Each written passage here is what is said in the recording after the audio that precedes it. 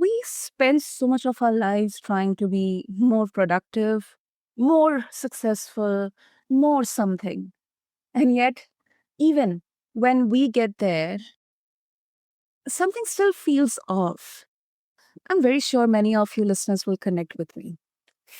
And think about it. I mean, what if that restlessness that you feel, it isn't some kind of flaw to fix, but maybe it's a signal, it's a nudge that you have been living inside an identity that was never really yours. Today, we are going to talk about why, and more importantly, what you can actually do about it.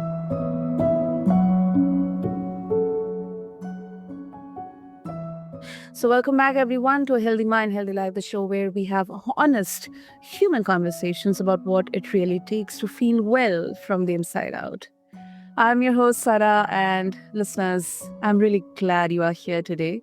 So let me introduce my guest to all of you. So he's a life and business coach based in Lisbon who helps people realign with who they really truly are so they can build lives and work that can feel both with purpose and also genuinely sustainable.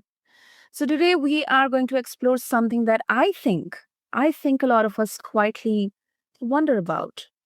How do we shift our identity in a way that opens us to more inner peace, more alignment, and more joy in everyday life? So, listeners, meet my incredible guest, Jan Trautwein. Jan, welcome to the show, and it's really an honor to have you here.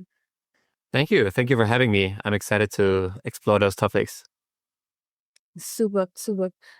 Yeah, and before we get into understanding that why it happens or how it is possible, let's try to understand inner peace, then alignment, joy, because I believe these are very subjective. For maybe for someone else, joy can look like they have probably maybe they're successful, they have all the comforts. For me, it can look like just a normal minimalistic kind of way of living, simple way of living. It's different for different people. But then how would you define all these three, I should say, elements or maybe aspects of living? Mm. Yeah, I would actually say that joy is the same for all of us because it's a feeling. It's what we experience. Now, Yeah. what we believe we need in order to feel joy, that is different. As is our definition of success. My definition of success, the universal definition is success means we get what we want. And that would mean, I guess, for basically all of us, that we are happy because we all want to be happy. So if we have all the money, a successful business, maybe a big house, a wife or husband, and 3 children, but we are not happy, then clearly we are not really successful.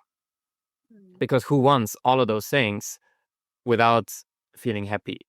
So there is the standard definition of success that society has, which we live in a capitalistic system. So basically, it just means to earn a lot of money, more or less. That's the simple way of looking at success from the point of view of society in general. And then what that means for each person individually, of course, it is different. I believe that being happy and having joy in our lives is always included or should be always included, because otherwise we can have exactly that experience of trying to achieve a certain level of success and working a lot and maybe sacrificing certain things only to arrive there and then to notice, oh, well, I'm still not happy. Mm. So yeah, there was success, and then joy is a simple emotion, right? We can all access that emotion, and we access it in different environments. For someone that loves to sing, they might feel a lot of joy when they sing. For someone who loves to build businesses, they might feel a lot of joy as they are making progress in their business. But the important part here is that the joy, the same as any other emotion, is generated from the inside out. It is generated through what is happening on our mind or in our mind, in our thinking in the moment. So even though I might think that being out in the park with my friends and playing frisbee brings me a lot of joy, it's not actually how it works. That's the big illusion, that we think the external world, the external environment, who we're with, how the weather is, how much money is on our bank account determines if we feel joy or if we feel fear or if we feel nervousness. So we always look at the outside and make it responsible, not on purpose, of course, because it genuinely looks like it, that the outside is causing how we're feeling.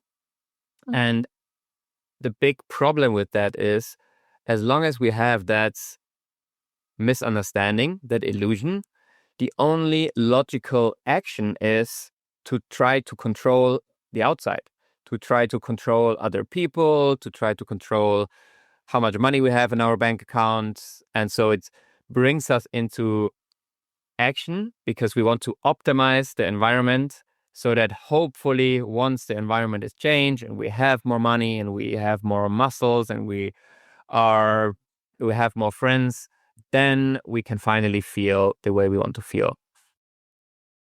Hmm.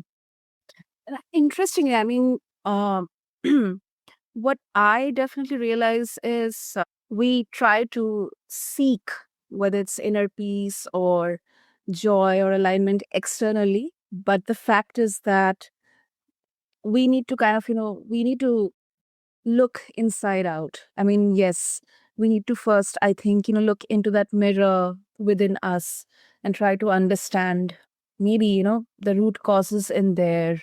And it feels like this confrontation in the beginning initially, but then, and we kind of expect that, this will be like this major change and big, huge kind of instability in our lives. So probably that fear of confrontation or maybe instability, it kind of keeps us away from looking inside within. Mm-hmm. Yeah, it's, I mean, your listeners, they are probably aware of what we're talking about. Even the name of the podcast, right, is Healthy Mind, Healthy Life. And myself, I had this huge realization, I would say 10 years ago, and Yeah. still the illusion is very strong. I still catch myself basically on a daily basis believing that if I get all of the tasks done on my to-do list, then I will feel more satisfied or more productive. Or when I reach the next level of income, whatever that might be, then I will feel more successful and more wealthy. So it is such a strong illusion that it's really difficult to fully awaken to the reality that all of our emotions and experience of life is generated moment by moment from the inside out. Hmm. Yeah, makes sense. Makes sense, yeah. Okay, now let's get to first understand identity here, because obviously that's the core of what we are discussing today. Yeah. And so let's start with your journey in there. Mm, did you have any kind of specific moment, or maybe the maybe a phase or a season or like a series of moments where you realized that the identity that you were carrying, it just wasn't working for you anymore, like something, it just gradually quietly shifted and then you couldn't unsee it? Yeah, there were many examples. Like one that is still unfolding is I had an identity as someone that is unorganized and unstructured. And I understand where this identity came from. I was a teenager. I didn't clean up my room. And probably my mother or my dad would told me like, oh, you're messy. Like your room is messy. You're messy. And then we have this self-reinforcing spiral that we think of ourselves in a certain way and we act in alignment with that way because it's a subconscious program that we're running. And then our actions, they confirm more of the same identity. Okay. And so as I was getting into business and I co-founded my first startup, it became more and more essential that I organize myself better, that I use my calendar to schedule things, that I do project management. And so my old identity of not being organized was becoming an issue. Before that, it was quite okay. I was studying physics and I just had external structures that would just help me get along. And eventually, I realized I need to have those structures. This is why, also, when I work with my coaching clients, a lot of them, they run their own businesses. So there's no external structure, but they need to bring a certain structure to their business in order to make it successful, in order to not feel completely overwhelmed and confused. So that would be one example. Another example, that was a really powerful shift for me, which it maybe will sound a little bit paradox at first, but so that was maybe was yeah, a few years ago. I would say like maybe 4 or 5 years ago. I was single at the time. I had multiple partners before, and I was single at the time, and I felt ready for the next relationship. I felt really ready for a more serious, more committed relationship. And I came from a place of neediness a little bit. I thought my life would be so much better once I have a girlfriend, a partner. Yeah. And I also had this idea of what that person should look like and be like. And that way of that mindset made it really hard or impossible for me to really connect with someone and be open and fall in love. And the shift that happened on, you could say, on an identity level was I became okay with the possibility that I will be single for the rest of my life. And not just okay, I actually could see the beauty in it and how amazing my life could be if I never have a committed relationship again. So, because of that shift, my whole energy changed. And I knew that I was already okay, no matter what happens. And then, very shortly after, I met my current wife and we created the most beautiful relationship. So, yeah, to round this up, there's many, many more examples, but who we are is the collection of all the thoughts, all the beliefs we have about ourselves. And my definition of identity goes even a little bit further, which is it also includes all of the thoughts and beliefs that we have about the world, about business, about other people, because that's who we are. And whenever we want a different result in our life, it really makes sense to investigate if our current worldview and identity view of ourselves and of others might be standing in the way of that. Absolutely.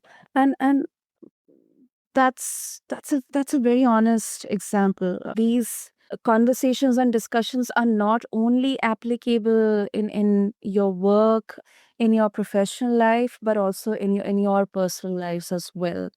I really appreciate, because that kind of honesty, it's kind of sometimes very rare, especially when you are on podcasts and very, publicly open out there. So I really appreciate that.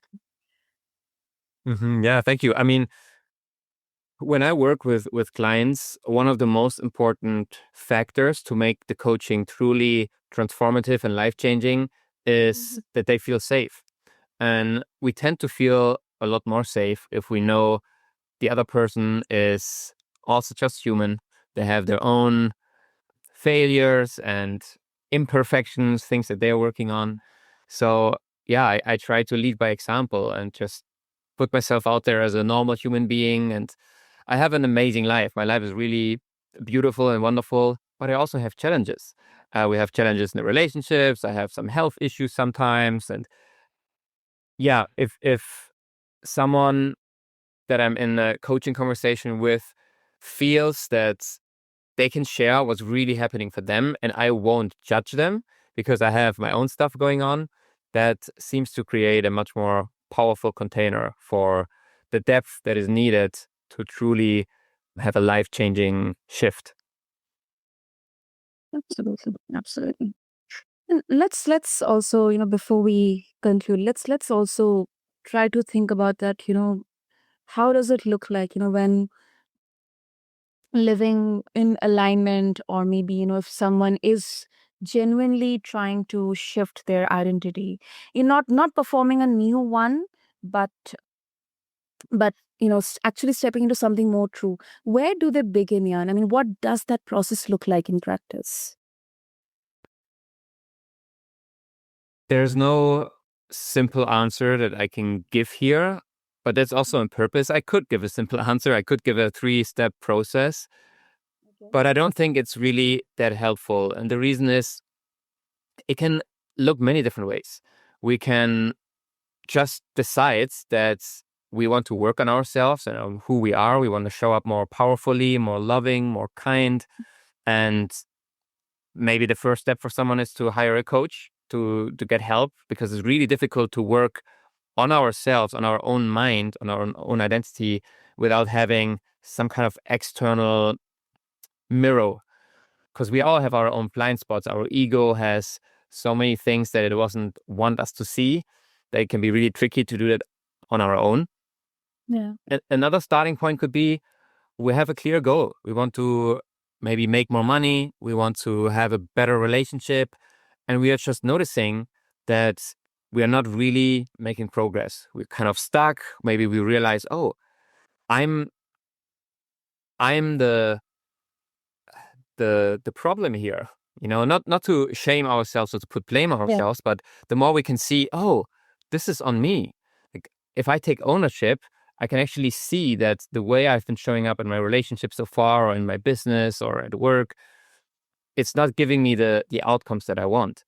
And so that can then be a starting point. Like, well, then maybe instead of just trying to look for some quick fix or some external action plan, maybe I want to look inside of me and see what I find there.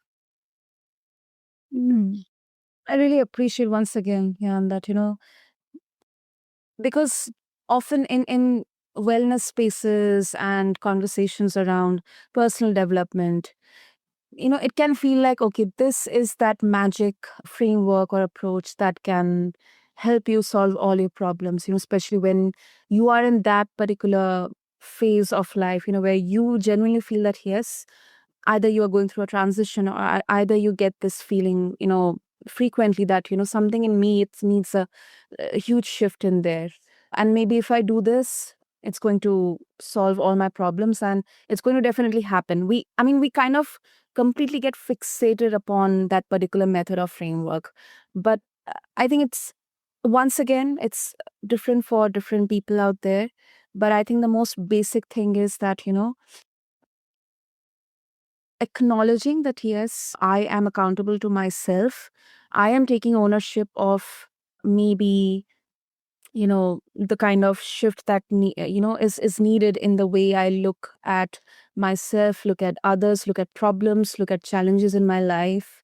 Especially we talk about that victim mindset, quote unquote, Mm. but nothing to shame about, because it's natural. It's natural because biologically or psychologically, we always kind of, tend to look out for quick fixes, because we don't want to go through those bad moments or those, mistakes. So it's nothing to shame about. I think at least that can provide a lot of relief for many listeners who feel that, there's nothing, no solution out there for me. Yeah, and also when we notice, oh, I do have a bit of a victim mindset, Hmm. it's no one chose that. So we are not at fault for the way we are operating and what our identity is like. So this is another one of those paradoxes. Like, we are not at fault. Like, this is a product, a result of our upbringing, our parents, the media we consumed, what other people that we looked up to told us. And as children, we have no way to say, oh no, I don't want to believe this, right? When we look up to someone, it could be at school, it could be a teacher, it could be an uncle, an aunt, we just take it on. And they might have no bad intentions, but we might take on certain ways of thinking. For example, Right. this is just I guess a term that covers a range of different beliefs. We call it victim mindset. So we are not at fault at all, and at the same time, we have the full possibility to change who we are. Right. So it's a paradox. Like, yes, we are a product of our environment and of our upbringing and of the conditioning. And at the same time, we can free ourselves and we can look at who we are with acceptance and compassion and understanding, and then ask ourselves, well, who do I want to be? What type of person do I want to be? And the one more thing that I want to share here that I think could be super useful is if we look for quick fixes first, then it's still something in the future that we're waiting for. Like, oh yeah, I'm gonna do this. I want to do this coaching thing. I'm gonna use this plant medicine. Or I'm gonna get hypnotized, and then all of my problems are gonna be gone. That creates first the solution for more happiness is then at some point in the future. Second, it creates expectations that might not be very helpful. And the most important thing I would say is because who we are and what we identify as is so important, we want to develop a fun, positive relationship to doing the inner work. So that it's not like, oh no, I need to work on myself. That's so annoying. I just want to be confident. I just want to be more positive. I don't like who I am. Oh my God, I need to do all of this work. Then it's really hard to do this work and to be consistent with it. Because this is a little bit like going to the gym, right? You don't go for 1 week and then you're done. If you want to be fit and healthy and have a lot of vitality and energy, then you need to live a healthy and fit and active lifestyle. And if you want to have a beautiful self-image that you see yourself as amazing, as great, as free, as successful, then it's like a lifelong practice in a way. Yes, you can make a lot of progress in a short amount of time if you really focus on it. But if the mindset is, okay, then I'm done, I never have to do it again, finally I can just live my life, it might not be that helpful. So yeah, developing, this is a little bit on a meta layer, but developing a good relationship to the inner work itself, one that you enjoy doing, and you have your journal and you maybe drink your favorite tea in the morning, and you are excited to create yourself in a more successful, more free, more loving, more liberated way. And that's a good and important foundation. Absolutely. Absolutely. That's very well said. It's very well said. Yeah. Uh, and of course, if our listeners, they would further like to connect with you, get to explore the work that you are doing, Jan, what's the best way to reach out to you? The best way is simply to visit my website. It's jantrautwein.com, so just my name.com. I don't have a lot of, marketing funnels or anything like this. So there you can just find a way to reach out to me, and then we just have a chat. And maybe we chat on email or on LinkedIn or on Instagram. And if it makes sense, then we can hop on a conversation and talk about what it would look like to work together. Of course, of course. Amazing. So, listeners, I'll have all the links mentioned in the show notes. So, yes, feel free to reach out to Jan on different social media and yeah, refer all the links. Find them attached along with this episode. And Jan, thank you so, so much. Such a thoughtful, and I must say, honestly, that it has been a very authentic conversation because we get to hear a lot about, do this, do that, and everything will be fine. But I think this is a very mature and very authentic way of looking at something very, very individual and also collective, as your identity, shifting your identity or trying to understand what it means to live with joy or inner peace or alignment. So thank you so much once again. Thank you. Thank you. It was a pleasure to be part of that. And thank you to all listeners here. If today's conversation stirred something in you, I hope you sit with it. You don't have to have it all figured out. Sometimes the most healing thing that you can do is just be willing to ask a new question about who you are. So, this is Healthy Mind, Healthy Life. If this episode meant something to you, do share it with someone who might need it. Follow the show, and I'll be back soon with another honest conversation like this. Take care of yourself. Thank you so much.